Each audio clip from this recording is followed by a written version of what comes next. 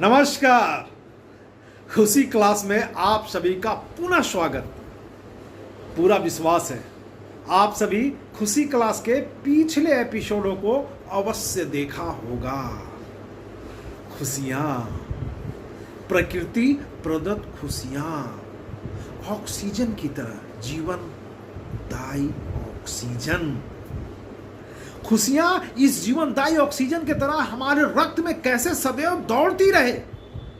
हक है हमारा जिंदा दिली से जीने को खुशियों के साथ, लेकिन कैसे कैसे। एक छोटी कहानी, सकारात्मकता से परिपूर्ण, सिर्फ जिंदगी जीने के अंदाज को बदलें, खुशियां हमारे पास सदैव रहेंगी। इसी से लवरेज एक छोटी कहानी आपके लिए, हमारे लिए, हम सभी के लिए। एक कुम्हार था, बुजुर्ग हो चला, लेकिन हाथों में उसकी जादू थी।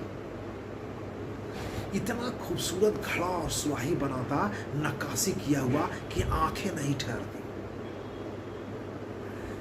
उसका एक शिष्य, वो भी घड़ा बहुत ही अच्छे तरीके से बनाता, लेकिन सीख रहा था।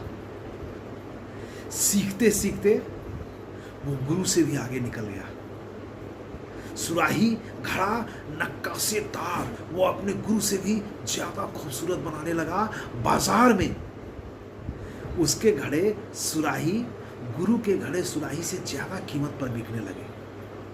लेकिन गुरु हमेशा शिष्य से कहते, थोड़ी कमी है, थोड़ी सी और दिमाग लगाओ, थोड़ी सी और मेहनत करो। हमेशा गुरु शिष्य को कहते।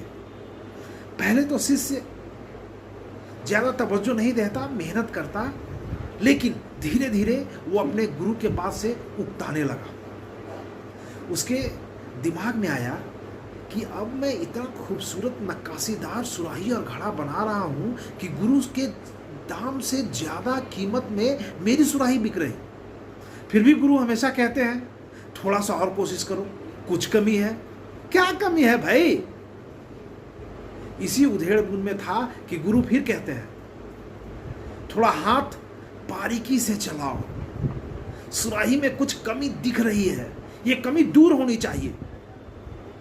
शिष्य के अंदर तो गुबार भरा हुआ था।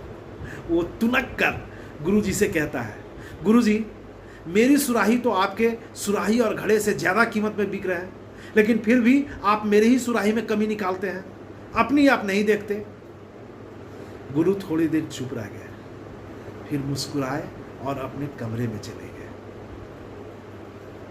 शिष्य को बाद में एहसास हुआ कि शायद नहीं कहना चाहिए, लेकिन गुरु उसकी बातों को इस कान से सुने, उस कान से हटा दिए। शाम को जब फिर दोनों साथ में बैठे, तब गुरु ने कहा,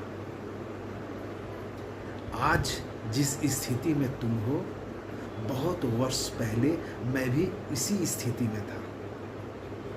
मेरे गुरु मुझे सुराही और घड़ा बनाना सिखाते थे, नक्काशीदार। सीखते सीखते मैं गुरु से काफी आगे निकल गया।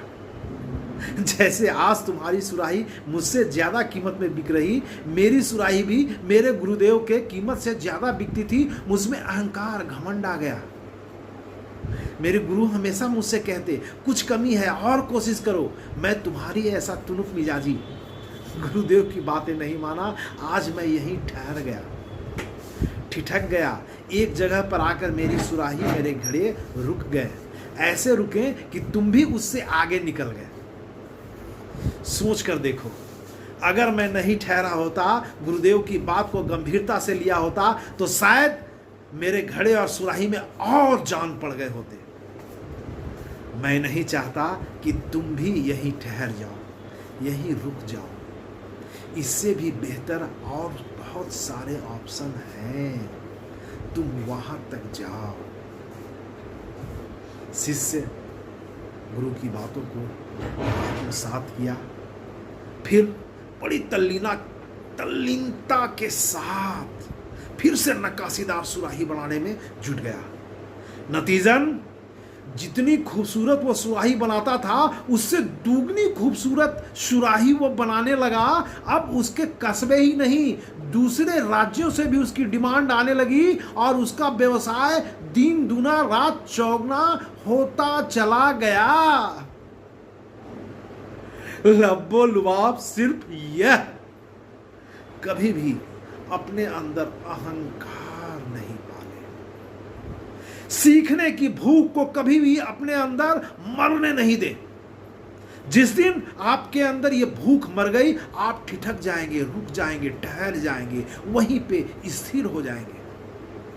लेकिन अगर सीखने की भूख आप में निरंतर जागृत है, आप जिंदगी में हमेशा एक कदम आगे ही रहेंगे, आगे ही रहेंगे। इन्हीं बातों के साथ लेता हूं अलविराम। मिलेंगे ना खुशी क्लास के अगले एपिसोड में, तब तक के लिए नमस्कार।